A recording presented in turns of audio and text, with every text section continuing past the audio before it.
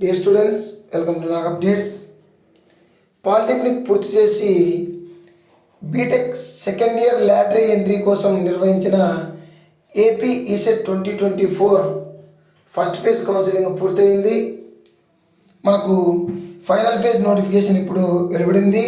మనకు second phase అని ఇవ్వలేదు, డైరెక్ట్గా ఫైనల్ ఫేజ్ అని ఇచ్చాడు. కాబట్టి జాగ్రత్తగా ఉండండి. ఫర్దర్ మనకు థర్డ్ ఫేజ్ అని ఉండదు. So certificate verification, option exercising for web based counselling.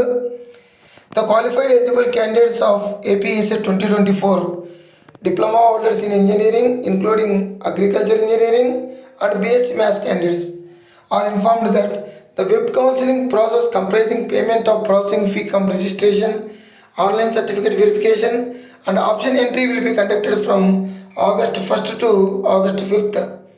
For detailed notification visit website అని చెప్పేసి ఇచ్చాడు.